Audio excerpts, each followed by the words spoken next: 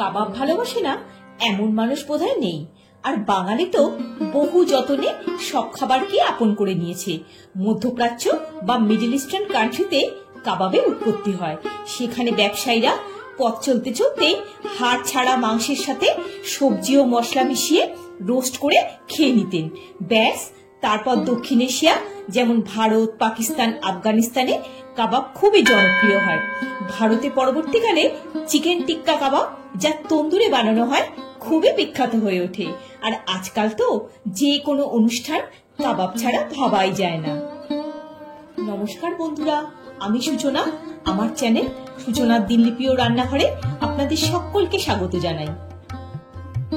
Chicken টিক্কা কাবাব বানানোর জন্য 500 গ্রাম boneless chicken ভালো করে ধুয়ে হাফ চা চামচ ভিনিগার, হাফ চা চামচ নুন আর হাফ চা চামচ আদা রসুনের পেস্ট মাখিয়ে আধ ঘন্টা ম্যারিনেট করে রাখা আছে।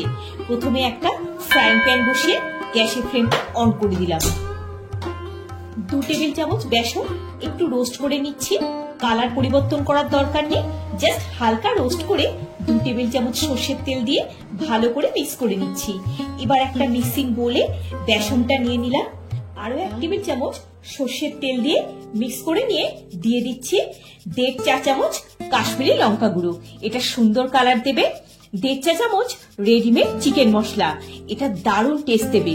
হাফ চা চামচ হলুদ গুঁড়ো, হাফ চা চামচ লাল লঙ্কা গুঁড়ো, হাফ চা চামচ ধনে গুঁড়ো, 1/4 চা চামচ জিরে গুঁড়ো, 1/4 চা চামচ শাহি গরম মশলা গুঁড়ো, জল ঝরানো টক দই 2 টেবিল চামচ, স্বাদ মতো নুন দিয়ে ভালো করে মিক্স করে নিচ্ছি। যাতে এই ম্যারিনেশনটায় জল না থাকে সেটা দেখতে হবে, কারণ চিকেনের গায়ে তো একটু জল থাকবেই। হাফ চা চামচ গোলমরিচ গুঁড়ো দিয়ে মিশিয়ে নিচ্ছি। এবার চিকেনটার সাথে মশলা খুব ভালোভাবে মাখিয়ে নিতে হবে, যাতে সমানভাবে চিকেনের সাথে মশলাটা কোট হয়ে যায়। কাবাবে সর্ষের তেল দিলে একটা স্মোকি ফ্লেভার হয়, যেটা খুবই ভালো লাগে। এটা এবার মিনিট 20 ঢাকা দিয়ে রেখে দিচ্ছি। 20 মিনিট হয়ে গেছে। 1/4 চা চামচ চাট মশলা মিশিয়ে দিচ্ছি। যেহেতু চিকেনটা থাই পিস নয়, ব্রেস্ট পিস, তাই ফর্ক দিয়ে একটু পিক করে দিচ্ছি, যাতে মশলাটা ভিতরে ভালোভাবে ঢুকে যায়। টমেটো, পেঁয়াজ আর ক্যাপসিকাম ডাইস করে কেটে রেখেছি। টমেটোটা শাঁসটা বাদ দিয়ে দিয়েছি, যাতে ওয়াটারি হয়ে না যায়, যে কোনো স্পুন দিয়ে করে দিতে পারে। ভেজিটেবল গুলো মশলার সাথে একটু কোট করে নিচ্ছি। এবার অ্যাসেম্বল করে নেব কাবাবগুলো। আমি ছোট সাইজের উডেন কাবাব স্টিক নিয়েছি। আপনারা মেটালের বা বড় সাইজেরও উডেন কাবাব স্টিক নিতে পারেন। স্টিকগুলো একটু জলে সোক করিয়ে রেখেছিলাম, যেহেতু সরু তাই ডাবল স্টিক নিয়েছি। প্রথমে ক্যাপসিকাম, তারপর চিকেন, পেঁয়াজ, আবার চিকেন, তারপর টমেটো, তারপর চিকেন আর ক্যাপসিকাম। এইভাবে সাজালে কাবাবটা বানাতে সুবিধা হবে।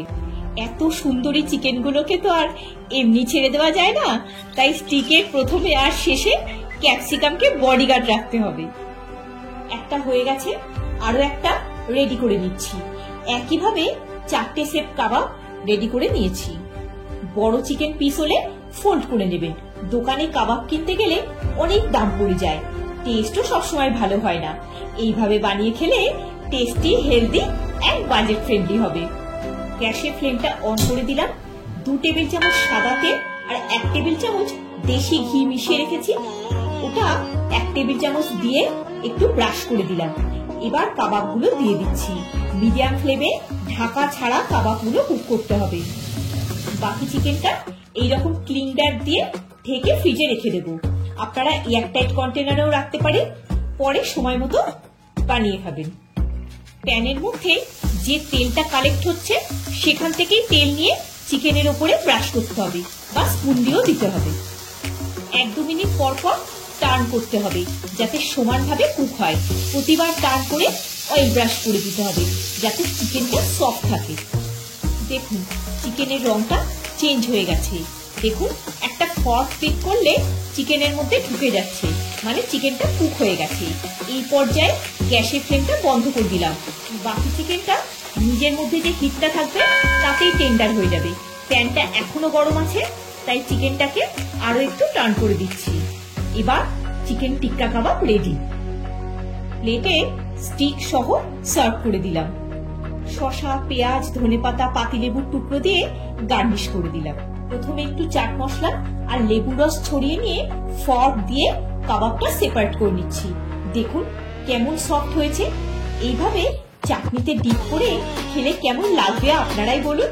চিকেন টিক্কা কাবাবের সঙ্গে টেস্টি কোরিয়েন্ডার কাবাব চাটনি যেটা সার্ভ করেছি আমার চ্যানেলে দেওয়া আছে, চাইলে দেখে নিতে পারেন। তাহলে বন্ধুরা, যে কোনো সময় আপনারাও এইভাবে খুব সহজে বানিয়ে নিতে পারেন আর কিনে খেতে ইচ্ছা করবে না। সাথে রয়েছে ঘরে বানানো টেস্টি কোরিয়েন্ডার কাবাব চাটনি। একটা আপনাদের কেটে দেখিয়ে দিচ্ছি।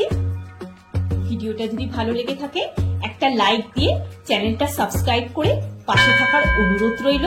সবাই খুব ভালো থাকবেন, সুস্থ থাকবেন। দেখা হচ্ছে পরের একটি পর্বে। ধন্যবাদ।